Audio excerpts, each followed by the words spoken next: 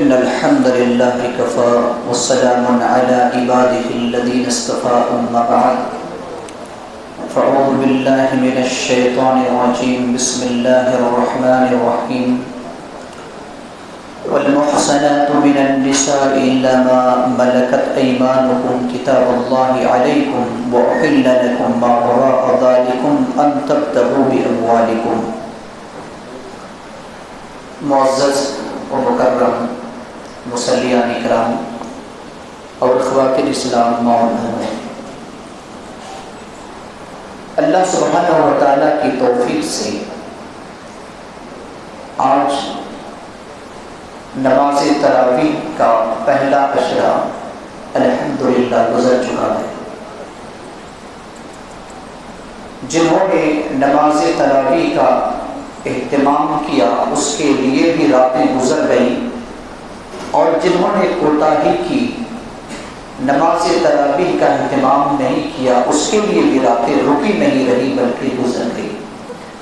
اور ان دونوں میں بڑا فرق ہے، کیونکہ حدیث پاک کے اندر ہے کہ جس نے نماز تراویح کا اہتمام کیا اللہ ان کے گناہوں کو معاف کر دیتا ہے. ایسے عظیم فضیلت سے وہ لوگ مالا مال ہوئے جنہوں نے نماز تراویح کا اہتمام کیا، اور جنہوں نے نماز تراویح کا اہتمام نہیں کیا اتنی بڑی فضیلت سے وہ محروم ہو گئے. اللہ سے دعا کریں کہ اللہ رب العالمین ہم تمام لوگوں کو اس فضیلت کو عطا فرمائے، اور اللہ رب العالمین ہمارے گناہوں کی مغفرت فرمائے. اور باقی جو 2 عشرے بچے ہوئے ہیں اللہ رب العالمین اس کی بھی بڑی ہی اہمیت اور اہتمام کے ساتھ ادا کرنے کی توفیق عطا فرمائے، اور ہماری جو کوتاہی ہوئی ہے، غلطیاں ہوئی ہے، ان میں اللہ رب العالمین درگزر اور معاف فرمائے، آمین. سورۃ النساء کی جو تلاوت کی گئی ہے، نساء کا مطلب ہوتا ہے عورت، یعنی عورتوں والی صورت. چونکہ اس میں عورتوں کے بہت سے مسائل بیان کیے گئے ہیں. اس میں نکاح کے مسائل، مہر کے مسائل، اس کے ساتھ حسن سلوک کرنے کے مسائل، طلاق کے مسائل، کس کے ساتھ نکاح کیا جائے، کس کے ساتھ نکاح نہ کیا جائے، کتنے عورتوں کے ساتھ ایک ساتھ نکاح کیا جائے، یہ سارے مسائل اس قرآن مقدس کی عظیم سورت میں بتایا گیا ہے. ان میں سے چند ایک کا خلاصہ، چونکہ آج ہمارے معاشرے کے اندر جو کچھ غلط فہمی ہے یا لوگ غلط طریقے سے اپنی زندگی کو گزارتے ہیں، ان کے چند مسائل میں آپ کے سامنے بیان کروں گا، اور وہ بھی جو آیات تلاوت کی گئی ہے انہی کے متعلق.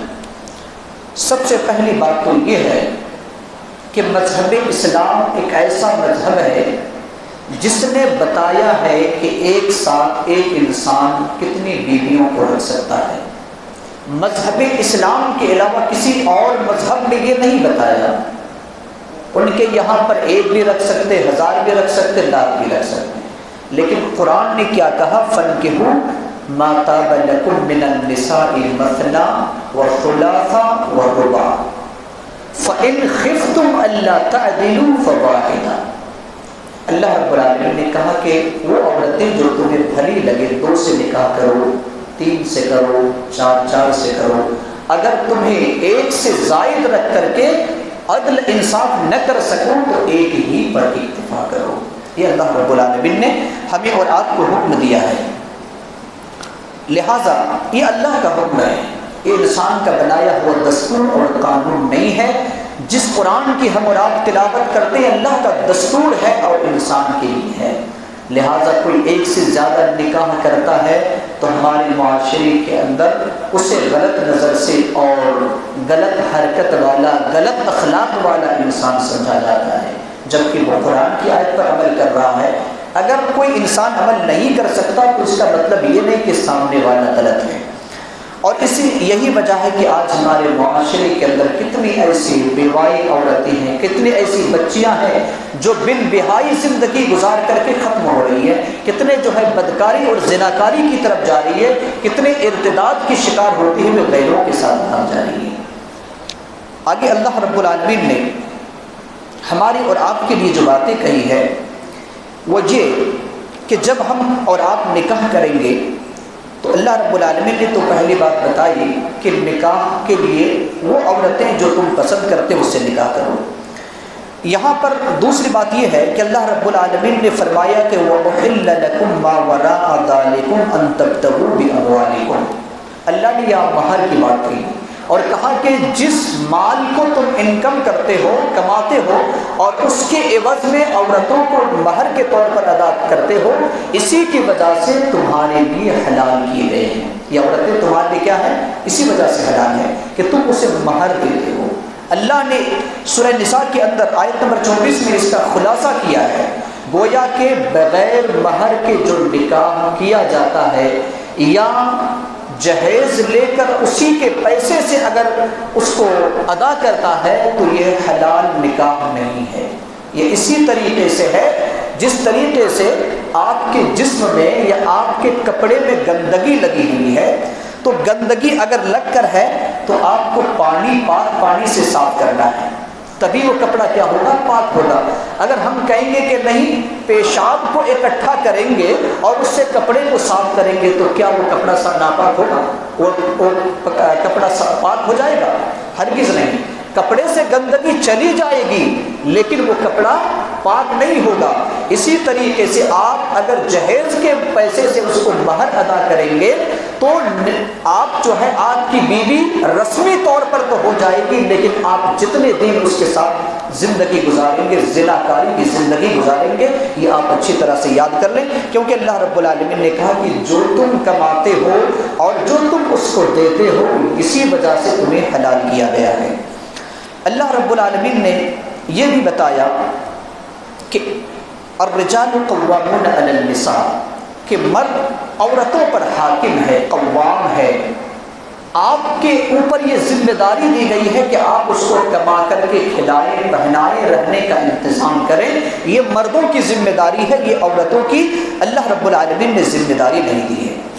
اب یہاں پر اللہ رب العالمین نے کچھ گھریلو مسئلے کو بھی بیان کیا، ہماری ماں اور بہنیں بھی سنیں اور آپ بھی سنیں کہ اللہ رب العالمین نے کس طریقے سے بیان کیا ہے۔ جب میاں بیوی اپنی زندگی گزارتے ہیں تو میں کی باتیں ہوتی ہیں، یہ معمولی سی بات ہے، چونکہ نبی صلی اللہ علیہ وسلم کے ساتھ بھی ایسا ہوا تو ہم اور آپ کس کھیت کے مولی ہیں کہ ہمارے ساتھ ایسا نہیں ہوگا۔ بہرحال تو اللہ رب العالمین نے اصول بتایا ہے کہ دیکھو، اگر تمہیں کوئی اس کے اندر ایک عادت ہے جس عادت کو تم ناپسند کرتے ہو تو تم اسے ترک کر دو، چھوڑ دو، گولی مار دو، کیونکہ ان کے اندر اگر کوئی بری عادت ہے تو یہ سمجھو کہ اس کے اندر کوئی اچھی عادت بھی ہے، تو اس اچھی عادت کو یاد کرو۔ آج ہمارے اور آپ کے اندر یہ مسئلہ بنا ہوا ہے کہ اگر کسی کے اندر کوئی برائی ہے، کوئی کمی اور خامی ہے تو وہی نظر آتی ہے، اگر کسی کے اندر کوئی خوبی ہے تو وہ نظر نہیں آتی۔ تو اللہ رب العالمین کا اصول ہے کہ تم اس کے عیب کو، اس کے اندر جو کوتاہی ہے اس کو نظر انداز کر دو، اور اس کے اندر جو بھلائی ہے اس کے اندر جو خوبی ہے اس کو یاد کرو۔ اس کے باوجود اگر وہ اس عورت کے اندر بددماغی ہے، اگر برے اخلاق سے پیش آ رہی ہے تو اللہ رب العالمین نے کہا فَعِدُوهُنَّ، تو تم ان عورتوں کو واعظ و نصیحت کرو۔ آج مسئلہ کیا ہوتا ہے کہ ذرا سی بات ہوتی ہے، لڑائی جھگڑے پر اتر آتی ہے اور طلاق کی نوبت آتی ہے۔ اللہ رب العالمین نے ایسا نہیں کہا، یہ اصول نہیں بتایا کہ تم فوراً طلاق دے دو، بلکہ اللہ رب العالمین نے کہا کہ اسے نصیحت کرو۔ پھر نصیحت پر بھی اگر وہ مان نہیں رہی ہے تو اللہ رب العالمین نے کہا کہ وَهْجُرْهُنَّ فِي الْمَضَاجِعِ، اس کا بستر ہی الگ کر دو۔ اللہ رب العالمین نے کہا یہ تیسرا اسٹیپ ہے کہ اس کا بستر کو کیا کرو، اس کے بچھونے کو الگ کر لو۔ چوتھا اللہ رب العالمین نے کیا بتایا کہ وَضْرِبُوهُنَّ، تھوڑا سا اسے مارو۔ اب مار بھی ایسا نہیں ہونا چاہیے کہ اس کے جسم پر نشان پڑ جائے، بلکہ صرف اس کو یہ احساس دلانے کے لیے مارو کہ تم میرے خلاف جا رہی ہو اور میں اس سے کیا ہوں، ناراض ہوں۔ کیونکہ اگر کوئی شوہر اپنی بیوی سے ناراض ہو جاتا ہے تو جنت کی حوریں، میری ماں اور بہنیں آپ بھی سنیں، جنت کی جو حوریں ہیں وہ بد دعا کرتی ہے تمہارے لیے، ہماری ماں اور بہنوں کے لیے بد دعا کرتی ہے اور کہتی ہے کہ تم اس پر ناراض مت، یعنی اس کو راضی کر لو، اس کو تم کیا کرو، راضی کرو، کیونکہ جب تک تم اپنے شوہر کو ناراض رکھتی ہو تب تک اللہ کی رحمت سے تم دور رہتی ہو۔ اسی لیے اللہ رب العالمین نے ہمیں اور آپ کو اس بات کا حکم دیا ہے۔ اس کے بعد اللہ رب العالمین نے کہا کہ فَإِنْ أَطَعْنَكُمْ فَلَا تَبْغُوا عَلَيْهِنَّ سَبِيلًا، اگر وہ تمہاری اطاعت کر لیتی ہے، یعنی یہ چار باتیں، اگر وہ چار باتوں میں سے کسی بات پر کسی اصول کو اپنانے کے بعد وہ اگر بات مان لیتی ہے تو اللہ رب العالمین نے کہا کہ طلاق کے لیے راستہ مت تلاشو۔ اس کے باوجود اللہ رب العالمین نے کہا کہ اس کے باوجود اگر بات نہیں مان رہی ہے، اس کی غلطیوں کو آپ نظر انداز کر دے رہے ہیں اور اس کو واعظ و نصیحت کر رہے ہیں، اس کے بستر کو بھی الگ کر دیے اور پھر اس کو مارے بھی، مارنے کے بعد بھی آپ دیکھ رہے ہیں کہ وہ ہمارے راستے پر نہیں ہے، تو اب کیا کرنا ہے؟ اللہ رب العالمین نے کہا کہ فَابْعَثُوا حَكَمًا مِّنْ أَهْلِهِ وَحَكَمًا مِّنْ أَهْلِهَا، یعنی تمہاری طرف سے ایک آدمی اور بیوی کی طرف سے ایک آدمی، جو بڑے ذمہ دار ہوتے ہیں، جو فیصلہ کرنے والا ہوتے ہیں، عقل مند آدمی ہوتے ہیں، وہ دونوں کو لے کر کے بیٹھے، بیوی اور شوہر، اور اسی طریقے سے بیوی کی طرف سے ایک عقل مند انسان اور شوہر کی طرف سے ایک عقل مند انسان لے کر کے بات کرے۔ اگر اس کے بعد بات نہیں بنتی ہے تب اللہ رب العالمین نے بتایا ہے کہ اس کے بعد طلاق کی نوبت ہے اور طلاق اس وقت دی جا سکتی ہے۔ لیکن کیا کوئی مسلمان ایسا کرتا ہے؟ آج ایسا نہیں کرتا، سعودی عرب میں رہتا ہے، باہر رہتا ہے، میاں بیوی میں غصے میں کچھ بات ہو جاتی ہے، وہاں سے طلاق طلاق طلاق 3 گولی ایک ساتھ چھوڑ دیتے ہیں، مفتی صاحب کے پاس جاتے ہیں، طلاق ہو گئی ہے، طلاق ہو گئی ہے، پھر بعد میں جب احساس ہوتا ہے کہتا ہے کہ حلالہ کرو وغیرہ وغیرہ کے جو مسائل آتے ہیں، اللہ رب العالمین نے کتنے بہترین اصول بتائے، اگر ان اصول کو اپنایا جائے تو 99% طلاق کی نوبت نہیں آئے گی۔ وجہ یہ ہے کہ ہم نے قرآن کو ترک کر دیا ہے، قرآن کو اپنے ترجمہ کے ساتھ پڑھنا شروع نہیں کیا ہے، نہ ہم مجلس میں بیٹھتے ہیں کہ قرآن کے احکام کو سنیں۔ اللہ رب العالمین نے اس کے علاوہ بھی اور بہت ساری باتیں، خاص طور سے میراث کا جو مسئلہ ہے وہ بیان کیا ہے۔ آج ہمارے معاشرے کے اندر جب شادی ہوتی ہے تو جہیز میں کچھ سامان دے دیا جاتا ہے اور اس بچی کو، اس عورت کو، اس لڑکی کو، اس بیٹی کو وراثت سے محروم کر دیا جاتا ہے۔ جہیز کا جو مسئلہ ہے یہ ہندوانہ رسم ہے، یعنی ہندوؤں کے یہاں یہ ہے کہ جب وہ شادی ہوتی ہے تو جو کچھ دے دیا جاتا ہے باپ کی طرف سے بس وہی اس کا آخری سامان ہوتا ہے، اور جتنے بھی جائیداد ہیں وہ بیٹے کے لیے ہو جاتے ہیں۔ تو آج یہی مسئلہ جو ہے ہمارے اندر بھی آ چکے ہیں، جبکہ جہیز کا کوئی تصور اسلام میں نہیں ہے بلکہ وراثت کا تصور اسلام میں ہے۔ لہٰذا ہماری اور آپ کی ذمہ داری ہے کہ ہم وراثت کے مسئلہ کو صحیح طریقے سے سمجھیں، جس کو اللہ رب العالمین نے بڑی تفصیل کے ساتھ سورہ نساء کے اندر بیان فرمایا ہے۔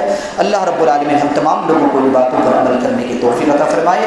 آمین وآخر دعوانا الحمد للہ رب العالمین۔